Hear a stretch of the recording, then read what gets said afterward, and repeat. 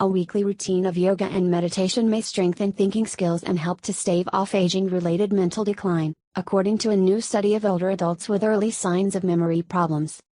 Most of us past the age of 40 are aware that our minds and, in particular, memories begin to sputter as the years pass. Familiar names and words no longer spring readily to mind, and car keys acquire the power to teleport into jacket pockets where we could not possibly have left them. Some weakening in mental function appears to be inevitable as we age. But emerging science suggests that we might be able to slow and mitigate the decline by how we live and, in particular, whether and how we move our bodies. Past studies have found that people who run, weight train, dance, practice Tai Chi, or regularly garden have a lower risk of developing dementia than people who are not physically active at all. There also is growing evidence that combining physical activity with meditation might intensify the benefits of both pursuits.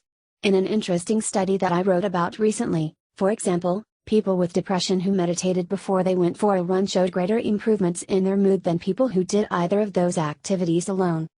But many people do not have the physical capacity or taste for running or other similarly vigorous activities. So for the new study, which was published in April in the Journal of Alzheimer's Disease, researchers at the University of California, Los Angeles, and other institutions decided to test whether yoga, a relatively mild, meditative activity, could alter people's brains and fortify their ability to think. They began by recruiting 29 middle-aged and older adults from the Los Angeles area who told the researchers that they were anxious about the state of their memories and who, during evaluations at the university, were found to have mild cognitive impairment, a mental condition that can be a precursor to eventual dementia. The volunteers also underwent a sophisticated type of brain scan that tracks how different parts of the brain communicate with one another. The volunteers then were divided into two groups. One began a well-established brain training program that involves an hour a week of classroom time and a series of mental exercises designed to bolster their memory that volunteers were asked to practice at home for about 15 minutes a day. The others took up yoga. For an hour each week, they visited the UCLA campus to learn Kundalini Yoga, which involves breathing exercises and meditation as well as movement and poses. The researchers chose this form of yoga largely because people who are out of shape or new to yoga generally find it easy to complete the classes. The yoga group also was taught a type of meditation known as Kirtan Kriya that involves repeating a series of sounds, a mantra, while simultaneously dancing with repetitive hand movements. They were asked to meditate in this way for 15 minutes every day, so that the total time commitment was equivalent for both groups. The volunteers practiced their programs for 12 weeks. Then they returned to the university's lab for another round of cognitive tests and a second brain scan. By this time, all of the men and women were able to perform significantly better on most tests of their thinking.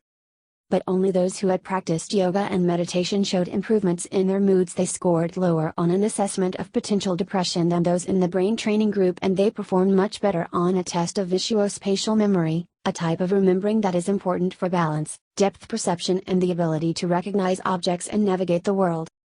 The brain scans in both groups displayed more communication now between parts of their brains involved in memory and language skills. Those who had practiced yoga, however, also had developed more communication between parts of the brain that control attention, suggesting a greater ability now to focus and multitask. In effect, yoga and meditation had equaled and then topped the benefits of 12 weeks of brain training. We were a bit surprised by the magnitude of the brain effects, said Dr. Helen Lavritsky, a professor of psychiatry at UCLA who oversaw the study.